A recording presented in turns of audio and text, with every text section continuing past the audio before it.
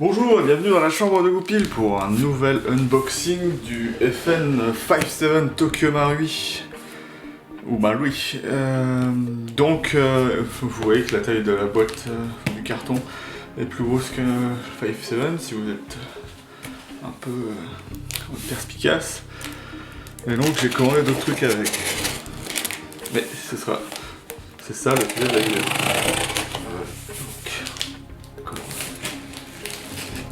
Tout ça. D'accord.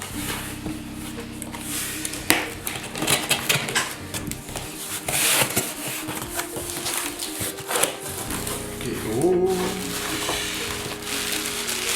Donc ça c'est un pantalon. Hop. Putain. Et il me manque une bouteille de gaz qu'ils ne m'ont pas envoyée apparemment.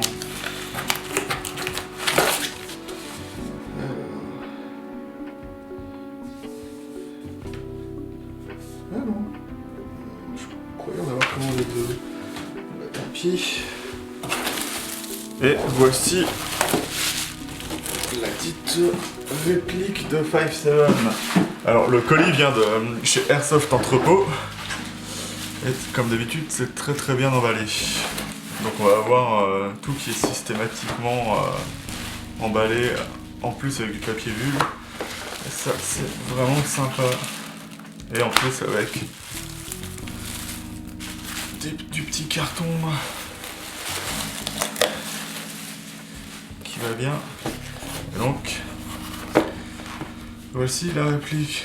Donc on voit que c'est pas une réplique très récente parce qu'on a encore les anciennes boîtes où le polystyrène est en dessous. Maintenant on a un packaging un peu plus beau avec certes du polystyrène mais une couche en carton et surtout du polystyrène par dessus pour maintenir la réplique dans le packaging. Et le packaging est très, comment dire, c'est comment dire ça, c'est je ne trouve pas le mot.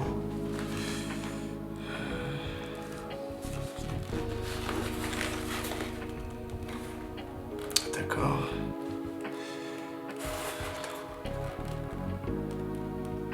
Oui, donc on voit que le packaging est assez minimaliste. Donc on aura évidemment la référence Tokyo Marui, avec New Gas Blowback, la mention du FN57. Très simplement mis la réplique avec le numéro dans la gamme de pistolets. Donc c'est le 33e. Je mettrai le numéro où ça en est aujourd'hui pour montrer à peu près où ça en était quand ils l'ont fait. Et donc ouais, c'est vraiment très simple. Donc, voilà, on aura les mentions SGK, qui est la norme japonaise. Et puis sinon, pas grand chose. Ah oui, on aura le petit sticker de loi française. Hop. Donc on commence avec le manuel. Donc comme d'habitude on aura les petits kits Marui. Un petit papier en japonais, mais avec comment dire, l'indication qu'il faut mettre le bouchon sur sa réplique avant de la ranger. Hop. Ouais, un peu les pinceaux. Truc à envoyer. Je pense que nous, ce sera pas très utile. Hop. Des consignes de sécurité. Donc ce qui est assez bien avec Marui, c'est qu'on va quand même avoir des images. Ce qui est assez sympa, puisque la plupart des gens ne parlent pas le japonais, en dehors du Japon. Une petite tige de nettoyage des bourrages. Donc voilà, on voit que c'est vraiment un ancien packaging, parce que maintenant elles sont plus en dessous du packaging. Ou coincées en dessous du capot de la boîte. Donc on aura des cibles, là il doit y en avoir... Ah, il y en a pas mal. Donc on en a 5-6. Voilà, et le dit manuel. Voilà. Et comme d'habitude avec Marui, on aura des informations très précises. D'ailleurs, on a ce qui est assez intéressant, c'est qu'on a des informations sur le calibre de l'arme réelle. Parce que ce qui va être intéressant avec ce pistolet, c'est vraiment qu'il est très original. J'en dirai un peu plus après, donc on aura toutes les consignes de sécurité rappelées, la façon d'utiliser la réplique, le type de gaz qu'il va falloir utiliser, les rappels de sécurité évidemment sur le gaz. Voilà. Des petites mentions apparemment sur ce qui serait... comment dire.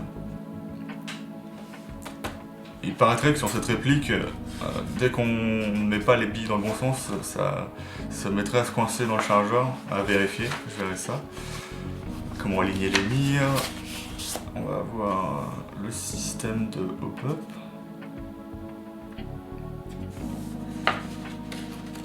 Toujours très bien détaillé les manuels Marui, même si c'est en japonais, il y a assez d'images pour qu'on s'y retrouve. On aura même... il n'y avait pas tout ça sur le manuel du MP7. Et là, un éclaté, où on verra qu'il y a quelques trucs qui sont sujets à controverse sur ça, à casse sur ce Marui. Donc voilà, petite notice en français. Ok, d'accord. Donc la norme française d'avoir une notice en plus avec des... Donc ça, on voit que c'est générique puisqu'on aura une partie pour les pistolets avec un Glock, une partie avec un spring sniper et des consignes de sécurité. Et donc on passe au packaging de la boîte. Donc on aura un petit capot avec les accessoires habituels. Donc des pièces pour pouvoir tirer à vide, vous mettez ça à la place des billes par en dessous et ça va vous permettre de tirer à vide. Là. Des billes, je sais jamais quel grammage c'est, du 0,20, du 0,25. Les petits loulous, on en vient à la réplique elle-même. Donc il y avait un autocollant à l'origine, mais comme j'ai fait la prise, il est parti. Il était bien collé. Le petit, je pense que c'est rajouté, oui, c'est rajouté après. Donc voilà. Donc le Tokyo Marui 5.7 qui réplique évidemment le FNR Stahl 5.7, une arme qui chambre une munition assez particulière qui est le 5.7 par 27, qui est la munition qui équipe le P90. J'en parlerai un peu plus dans la présentation, et ce qui va caractériser du coup cette réplique, et cette arme surtout, puisque la réplique tire du full plastique, des billes full plastique, c'est qu'on aura une arme qui tire des munitions, comment dire, qui passe les protections individuelles, donc munitions typées fusil d'assaut en miniature. Et donc ce sera une arme très efficace pour, soit dit en passant bas. Donc ce sera une arme, comme il est dit, très pratique pour percer les protections individuelles, mais qui, a les défauts de ses qualités, c'est-à-dire qui, contrairement à par exemple un calibre 45, qui est soit dit en passant du 11,23 mm, me semble-t-il, une balle qui fera 5,7 mm de diamètre, donc qui aura un pouvoir vulnérant très très faible. Donc, quand même, faire un trou dans quelqu'un, c'est faire un trou dans quelqu'un, mais le trou sera plus petit. Donc on retrouve donc la réplique et son chargeur. Donc on va faire un petit tour quand même de la réplique. Donc la réplique est en ABS, comme tous les Tokyo Marui. Donc conception moderne, on n'aura pas de plaquette de crosse, on aura un espèce de stirpling assez piquant. Une poignée assez longue pour accepter la munition de 5.7-27 avec du coup des chargeurs assez longs et peu larges. Donc pour vos poches notamment, il faudra faire attention. Ce qui semble le plus indiqué si vous voulez pas vous prendre la tête, ce sera les poches taco. Donc cette petite poche avec des élastiques et du plastique sur les côtés pour pouvoir maintenir les chargeurs et pouvoir avoir plusieurs tailles de chargeurs. Donc voilà, on aura les marquages de contenance de balles du vrai. Donc le vrai chargeur contient 20 balles, mais contrairement au modèle réel, on aura un chargeur qui est en aluminium ou en je sais pas quel métal pour soutenir, pour pouvoir prendre le gaz, parce que sinon je pense pas que ça marcherait très bien. Donc le poids s'impacte, on s'en trouve impacté, et la réplique qui en totalité fait pratiquement à 10 grammes près me semble-t-il le poids de la vraie, comment dire, sera répartie différemment. On aura notamment la réplique à vide qui aura, semble-t-il, 200 grammes de différence ou 100 grammes. Donc comme il a été dit, conception assez moderne, donc évidemment j'ai le doigt tout gras. Donc corps en polymère, mais aussi culasse en polymère. Donc, en tout cas, c'est une culasse en 2 couches. Sur le vrai, on aura une partie en plastique et à l'intérieur, si vous le voyez un peu par ici, il y a une séparation, et sur le vrai, ce sera une autre partie en métal, donc plastique doublé métal. Et pourquoi donc? Pour, semble-t-il, la durabilité du métal dans le temps, pour éviter la corrosion et ce genre de choses. Donc on aura pour les contrôles des contrôles assez particuliers. Donc on aura une inversion de la sécurité et de l'arétoire de culasse. La sécurité qui est ambidextre sera à l'avant, donc plus à manipuler soit avec son doigt si on y arrive. Donc ça manque un peu de... Ça va bien, ça ne marche pas très bien. Encore, j'espère que ça force pas. Faudra que je vois ça, parce que c'est vraiment pas pratique. Oui, donc je m'égare. Et donc on aura l'arétoire de culasse derrière. Donc le contrôle revu, qui sont aussi dû à une particularité du FN57, qui est aussi toujours sa munition. Donc la culasse reculera beaucoup plus que sur un pistolet standard, vu que sa munition est plus longue, et du coup je pense qu'il était obligatoire de mettre l'arétoire de culasse plus loin sur l'arme, et donc du coup sur la réplique.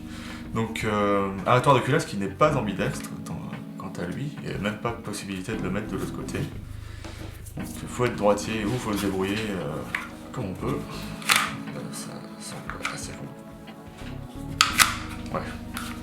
Ou voilà, vous voyez, possibilité de faire de power stock la réplique. Hop. Donc on aura un arrêtoir de chargeur, oui, c'est ça, énorme, vraiment super beau si vous le voyez là, et qui pourra être adapté pour les gauchers.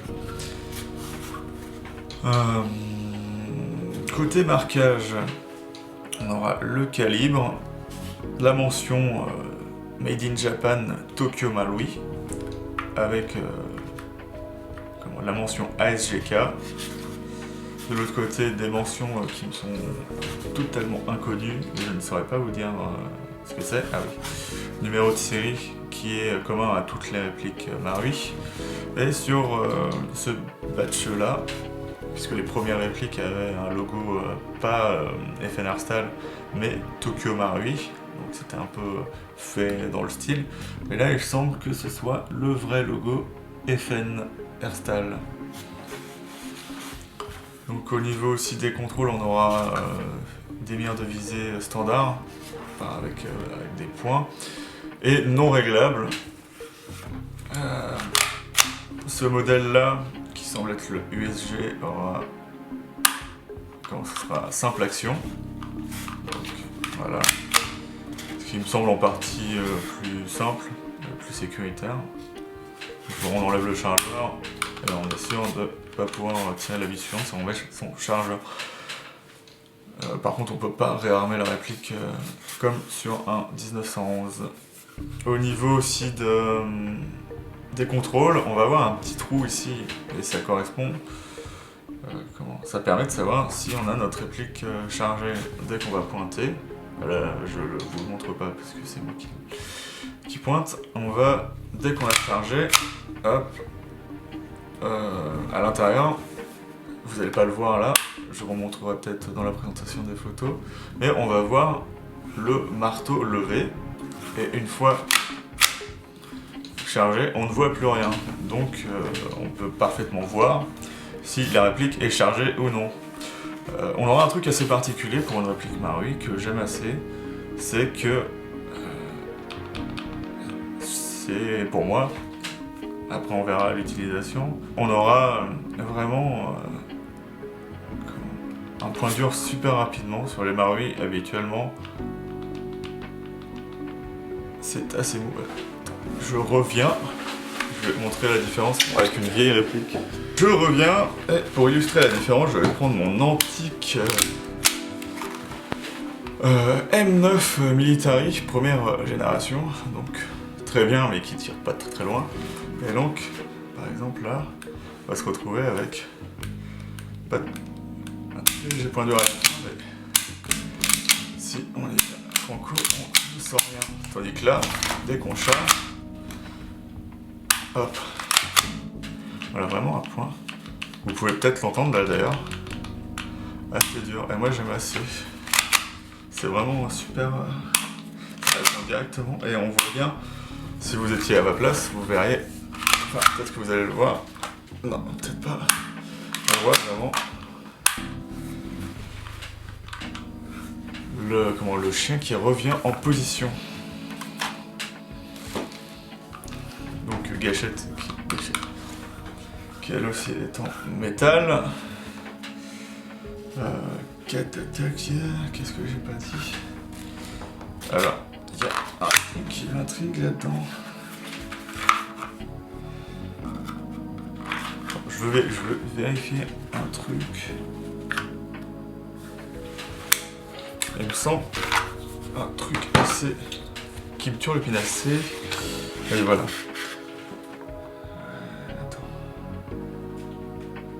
Voilà. Donc il semble que là, en fait, on est sur le vrai. Parce que moi, je me suis toujours posé la question de ce que c'était ce trou. À mon avis, je vous mettrai sûrement une photo du vrai chargeur si j'en trouve un. Enfin, sur une image sur internet. C'est que là, on va voir un espèce de. Comme c'est un chargeur à gaz, ça ferait. Comment dire? Tâche s'il y avait un trou, mais à mon avis, il y a de quoi. Soit il est transparent. À mon avis, il est transparent. Et on voit. Quand vous n'allez pas le voir très bien, mais là, moi, je vois quand il y a le chargeur dedans. Donc à mon avis, ça permet de voir si vous avez des balles. Ce qui est plutôt intéressant. Donc vous êtes pas obligé de faire un brass check automatiquement. Vous allez directement là. Est-ce qu'il y a du gaz là-dedans? Non, donc c'est bon. Vous avez directement la munition qui sera, enfin, sur le vrai en tout cas, indiquée par ce petit trou.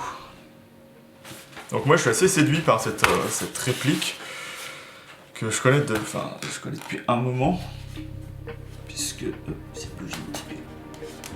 cette réplique, on la voit notamment dans Resident Evil 4, qui elle s'appelle pas du tout le 5-7, mais son design m'avait déjà intéressé à ce moment-là, et quand je l'ai vu sorti par Tokyo Marui, je me suis dit, c'est une cool réplique.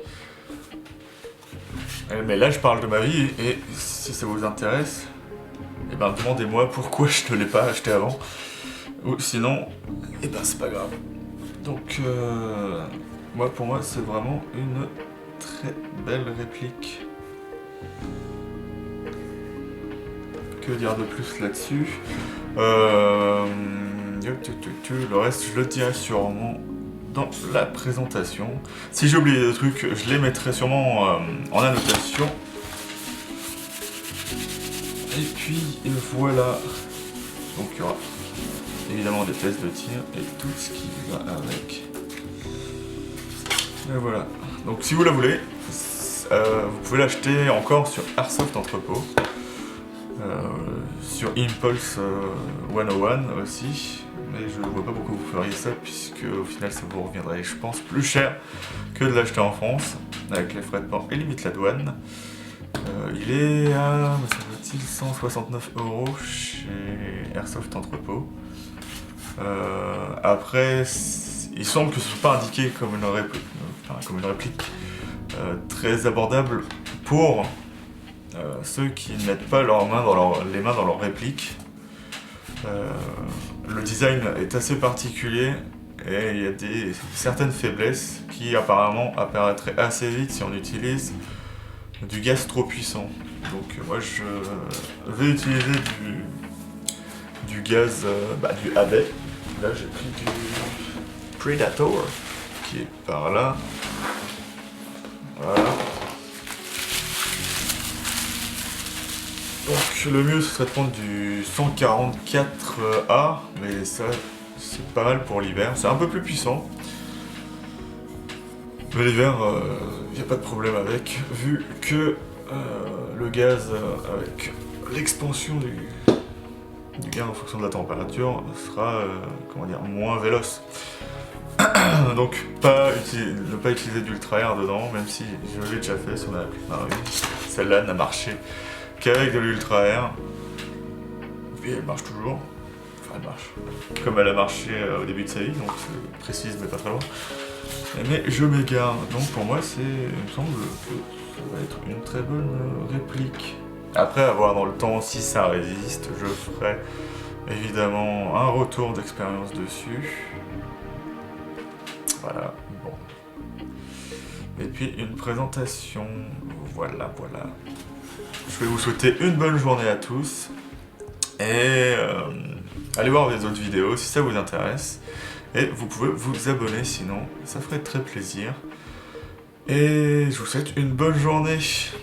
Ciao!